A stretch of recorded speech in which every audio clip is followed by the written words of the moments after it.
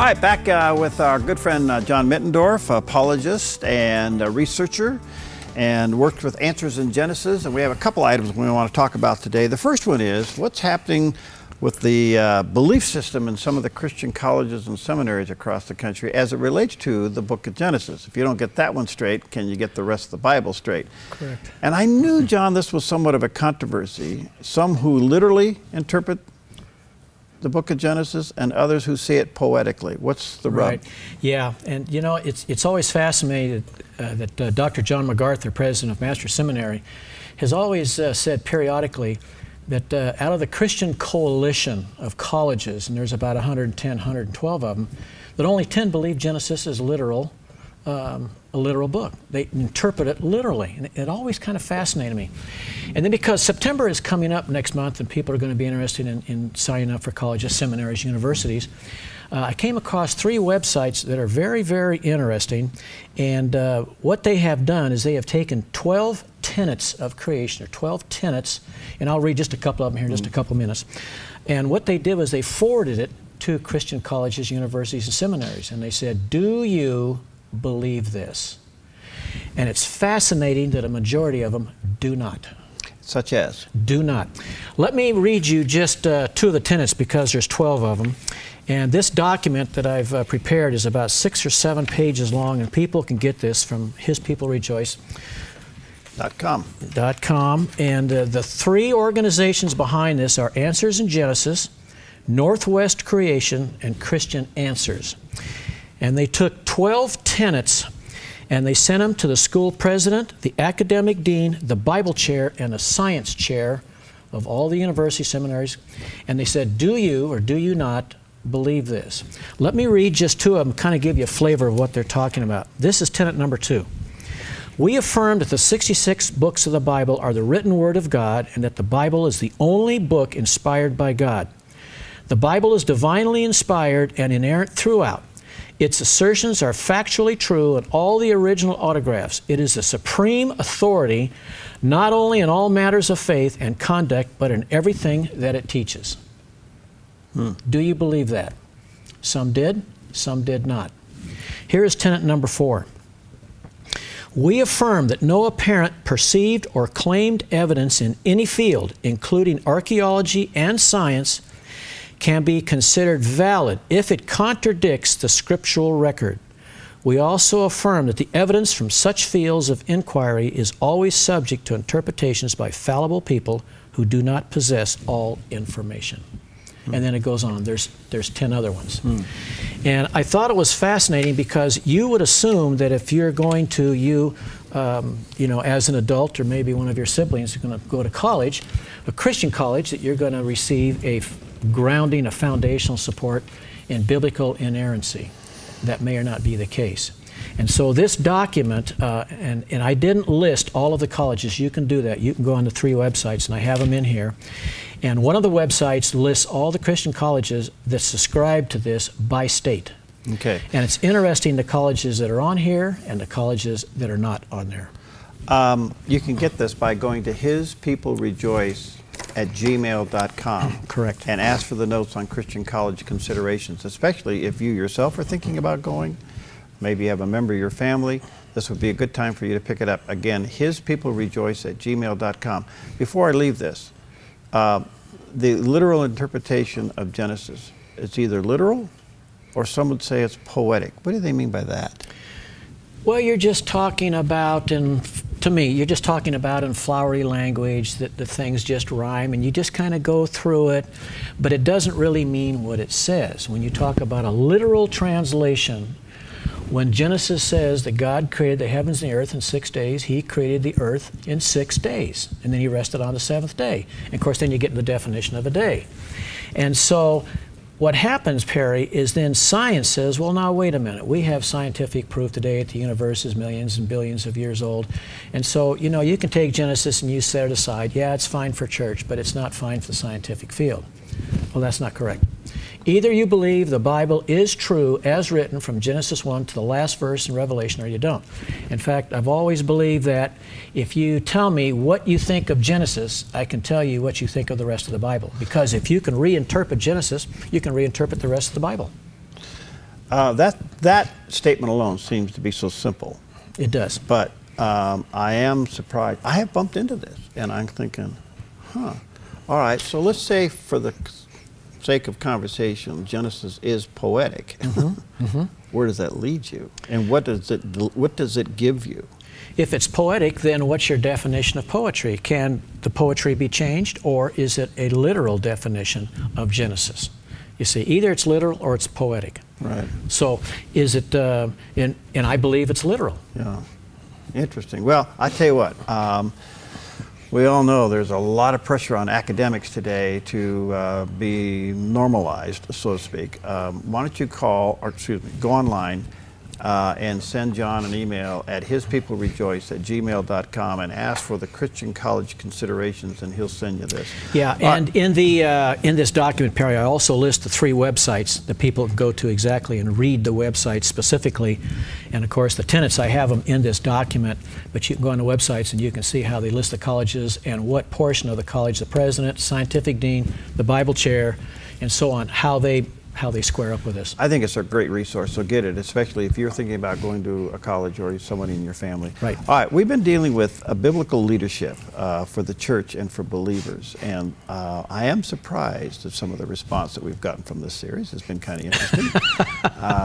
But what does the Bible say about the qualifications if you're going to be a leader in the church? And there are various positions of leadership in the church, and we've talked about some of these leaderships, but give us a quick overview, and then let's pick it up, I guess, on deacons and elders, right? Yeah, let's just a quick overview, Perry. When we started this off, we talked about how the qualifications are specifically listed by God Himself. This is what I desire, what I want from my people that are going to be heading up the church in my absence.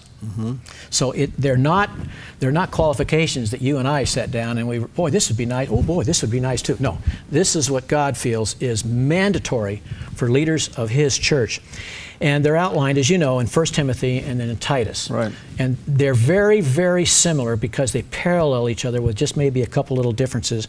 But basically, we spent the past couple of months, Perry, talking about what it talks about in 1 Timothy 3, 1 through 7. And I divided it up into 2 segments. 1 Timothy 1 talks about the calling. Who is called to be an elder, pastor, deacon? And it's not somebody that says, oh, I think that'd be a good job. I like standing in front of an audience and talking, you know. And you said something that I thought was very, very interesting, that you remember the exact day that God called you to be a pastor, correct? It's a calling. It's a calling. And we talked about that, but then we also started getting into last month the last verses in Timothy, which is 2 through 7, which delineates 17 characteristics of the calling, right? The calling. Yeah, and I'll tell you, when you read the characteristics, you're going, you gotta be kidding me. This is tough stuff. These are high calling, high qualifications, and you're right. Because, why? Because we have been mandated to lead God's church in His absence until He comes again. So, okay, if you're going to be a leader in the church, then what does God want from you? And we went through a couple of noteworthy ones last month, but this month I want to talk about just a few more, and then we'll get into deacons, because there is a difference between elders and deacons. Okay. And if you read verse 2 in 2 Timothy, it's what I call the umbrella policy. It starts off and it says, elders, pastor, deacons, and we talked about that basically it's all the same thing, all fall under the umbrella of blameless, without reproach. That means, Barry, that nobody can look at you or look at any church leader and say, well, what about this, what about that in their life? And so when you continue on through that portion of Scripture, it talks about being temperate, hospitable, gentle, not quarrelsome, able to teach, take care of the church of God. But there's 2 or 3 that really caught my eye, and that's what I want to talk about just for a couple of minutes. Okay. And the first one, I've got to step out on thin ice on this one. You're all alone. I thought you were going to say, John, you've been on thin ice for, well, for you a do. long You time. skate there. You live there. But I live there. Well, the ice is getting thinner. And this is not covetous. What is your definition of covetous? Oh, wanting something you shouldn't have. Okay. I don't know, wanting something that belongs to somebody else. Yeah. Well, you know, That's exactly right, Perry. The primary emphasis in this one is the emphasis is a love for God, His church, and serving His people, not money. And the reason why I wanted to bring this out is because if I go on the internet, and this is where I've got to say this very, very respectfully, when you go on the internet and you start looking at some name pastors in the country, when they're living in a mansion, when they're flying around in a personal jet, when they're driving a Rolls Royce, is there a potential problem there? And there may or may not be a problem, but one of the problems that does that give the outside secular community a reason to point at the church and say, look what they're doing with the money? Mm-hmm. And when you say not covetousness, I think that yes, it's up to each person how they spend their money, but I think an extravagant lifestyle doesn't fall under the category of blameless without reproach. You're on thin ice. I know. I'm on very thin ice, but it's just something to think about. I run into this constantly, and it forces you to make a judgment, and I think that's the thing that makes us shy away, because it forces you to make a judgment. It does, and the one thing that I was impressed when I went on the internet and I looked up, quote, some of the named pastors, and one pastor said, well, God told me that I needed a $68 million personal jet to fly around. And then same guy also drives a Rolls Royce and also lives in a huge mansion. And I think, well, wait a minute. You're still asking for money to finance your organization. But then when I look at your lifestyle, it would appear to me that you don't really need my money to help your organization. And that's where I would have a real problem at if I was doing that. Does that fall under the category of covetous? I think it does. Okay. It's how you use your money, how you view worldly possessions, how you feel you need something instead of serving God's people. Well, the contrary to that is perhaps the most respected man in the clergy in my lifetime is Billy Graham. Billy Graham, correct. Humble and lives in a log house. Right. Pretty simple. What can you say? What can you say? Yeah. Mm-hmm. Number 2. Who rules, manages his own house well, having his children in submission. And basically what this one, I think, focuses on, that yes, a pastor's personal life should be irreproachable, but his home life should also be faultless. And his reputation then should be blameless, not only inside the house, but outside the house also. But I found something that I thought... We're not talking perfection here. No, we're not talking perfection. Okay. We're not talking perfection. Because some people do hold the pastors to perfection. Yes. But one thing that I found was, well, actually, if we were looking for perfection, nobody would be in church leadership, right? That's my point. Yes. That's why there's grace, and that's why there's forgiveness. Yeah.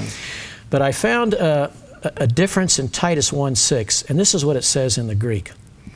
If a man is blameless, the husband of one wife, having faithful children, not accused of dissipation or insubordination.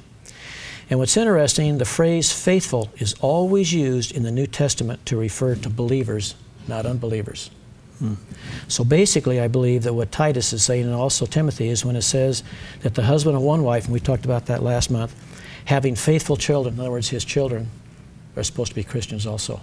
Now, do they have the ability to choose? Can they go astray? Yes, they can do that. Mm-hmm. But this verse indicates they should be Christians. Wow. Okay. Let me take a break here. I said these qualifications are not easy, are they?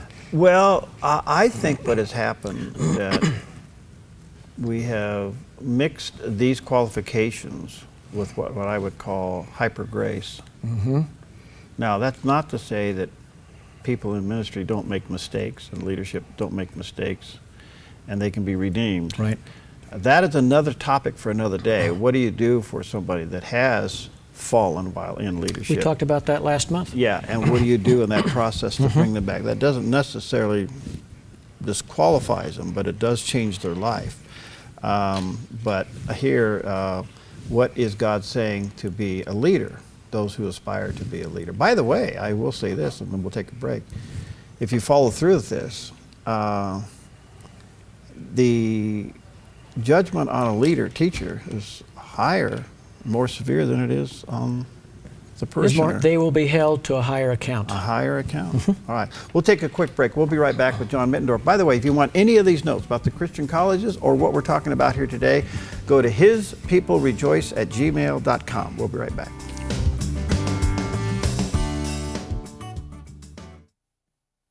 I'm Paulina Leiser, producer of Focus Today. Thank you for watching this video, and make sure to check our other videos at theDove.us.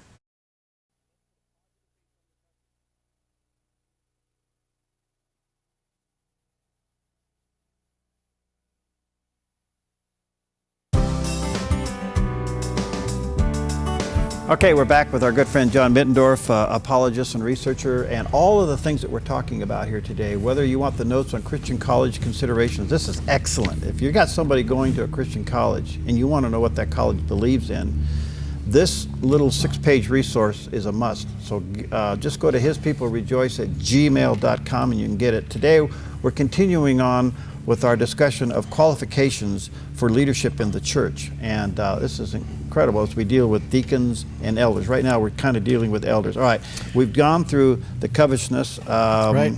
What about being a novice? Well, it talks about that. Okay. Funny you should say that. And not a novice, lest being puffed up with pride. And basically what that means, Perry, is you want to select an elder from the spiritually mature. And you can find that in 1 Timothy 5:22. You don't want to have somebody who's a brand new Christian, who does not have any maturity, depth, or experience, because Paul says it puts them in a position of being puffed up with pride. Hey, look where I am today. And so it's amazing. These 17 qualifications of an elder are very expansive, very broad. It covers a lot of areas, and this is just one of them. And lastly, a good testimony outside. Biblical leadership qualities not only are exercised within the church at home, but also outside the environment. So if your Christian witness is not valid outside of the church, people are going to say, well, why is it any different inside of the church? Why should I go? Yeah, See? and we've seen that hypocrisy where there's two lives being lived. Yeah, and you know, that also holds true for the Christian believer as well. You know, is your testimony outside the same as it is in church? So, by the way, on the novice thing, and I don't mean this to be political, it's just observing. We took a novice and made him president of the United States. with no vetting. With no vetting, no nothing, no qualification, and put him in the highest seat of the land, and look what happened. I think there is a spiritual reference here that you just don't take somebody that doesn't know and stick him in a position of leadership like that. Exactly. All right, so right. Good testimony. Where are we going now? You going to deacons? Okay, now let's go to deacons. And some churches don't really differentiate between the two, but actually Timothy and Titus do. And there is a difference between the two. Let me just real quickly read what it says in 1 Timothy 8 through 13. 1 through 7 was elders. Okay, now 8 through 13 is deacons, which is also repeated in Titus, as you know. Likewise, deacons must be reverent, not double-tongued, not given to too much wine, not greedy for money, holding the mystery of the faith with a pure conscience. But let these also first be tested, and let them serve as deacons. There's that first, let them be tested. There's that maturity part again. Being found blameless. There's blameless again. Likewise, their wives must be reverent, not slanderers, temperate, faithful in all things.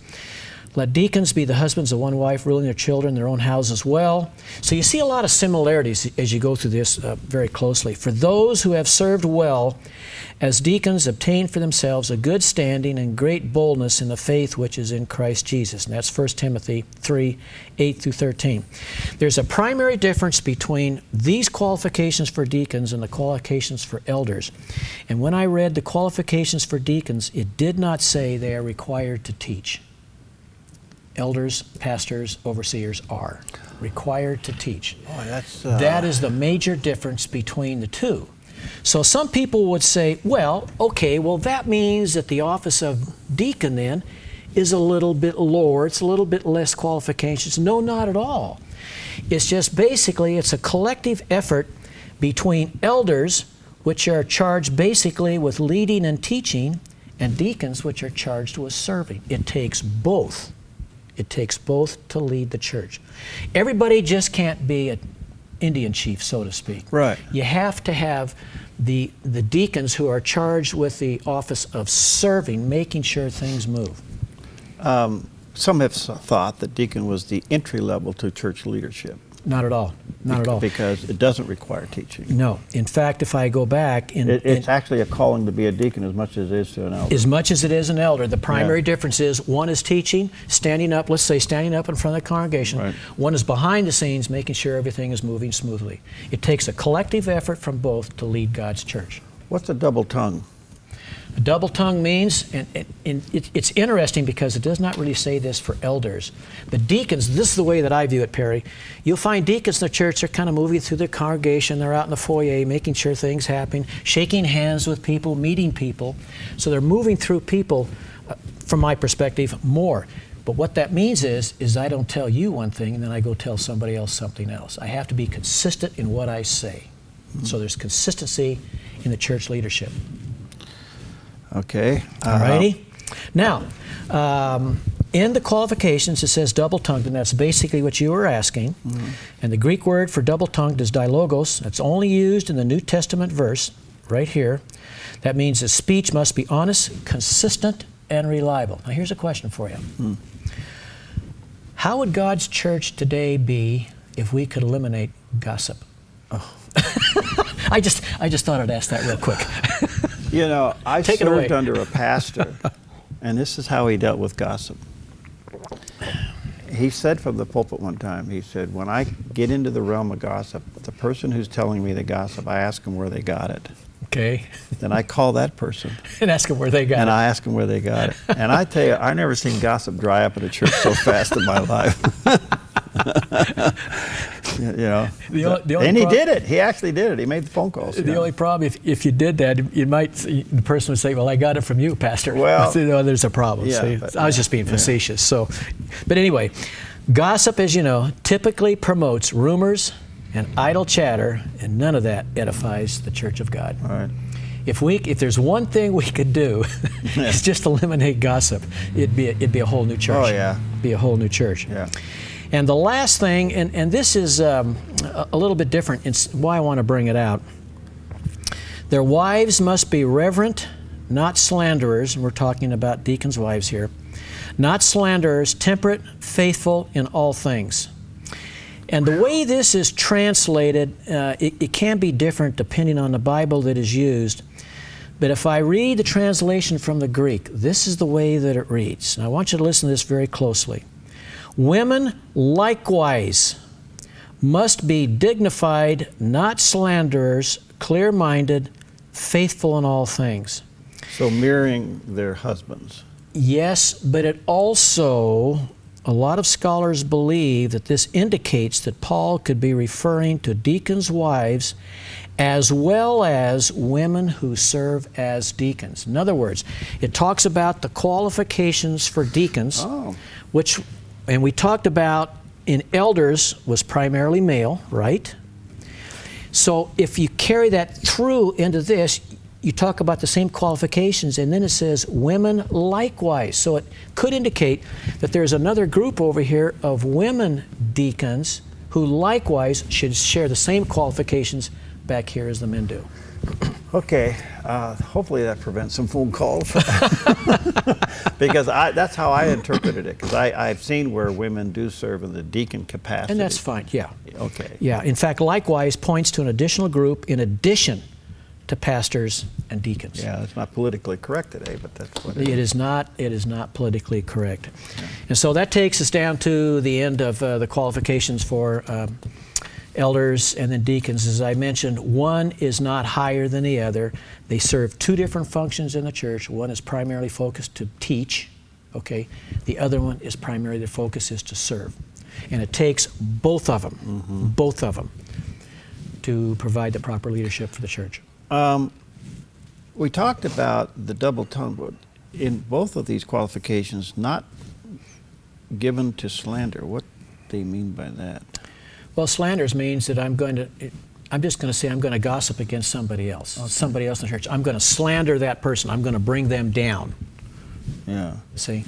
Well, actually, there's several words in there. Their wives must be reverent, and men also. Reverent, not slanderers. Temperate. Okay, now what's temperate? Means you're even-keeled. Right. You're not up today, down tomorrow. Faithful in all things. Yeah. So when you take these qualifications, do the same qualifications actually for elders and for deacons also apply to the business world also? All right, so in today's structure of churches, you have this other thing called a board. And they mix deacons and elders and call them boards. Where does that come into the mix? I think it's up to the church how they want to govern the church. To me, as long as, according to Timothy and Titus, we have the basic structure set up. You have deacons, and you have elders. Right. Okay, elders are teaching, deacons are serving. Okay, now if you want to have a board, and if you want to have deacons and you want to have elders on the board, and of course the pastor's usually on the board also, right? Does the Bible address that? No. So to me, it's up to the church how they want to run. Well, the board thing came along because of corporations. Okay. You're forced to have a board of directors. That's the corporate structure, even in a nonprofit corporation. Right. But it's assumed that a board member meets the qualifications of an elder or deacon, but maybe not so. One of the things that I found interesting was when we lived in Southern California, we went to Grace Community, John MacArthur's church. And we were very good friends with a couple, and he was one of the elders of the church. And he was in charge of the youth ministry.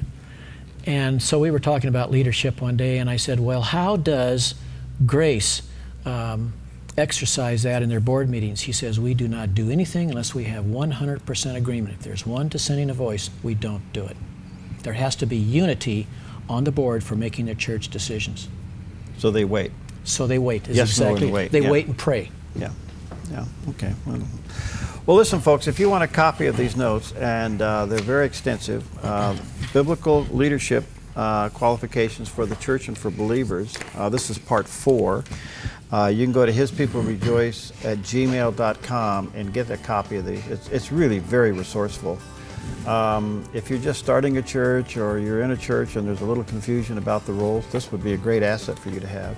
In the meantime, if you're thinking about attending a Christian university or a seminary, you may want to get this here. This is really good, Christian College Considerations.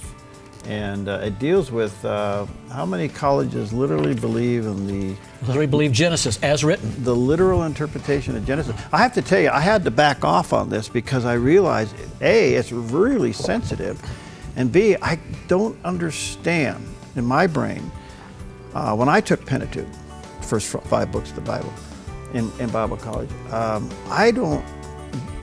the only thing I can get poetic is in the book of Psalms, and we'll have to deal with that another time. Okay. All right, hispeoplerejoice@gmail.com. Go there and get these notes. We'll see you next time on Focus Today. You bet.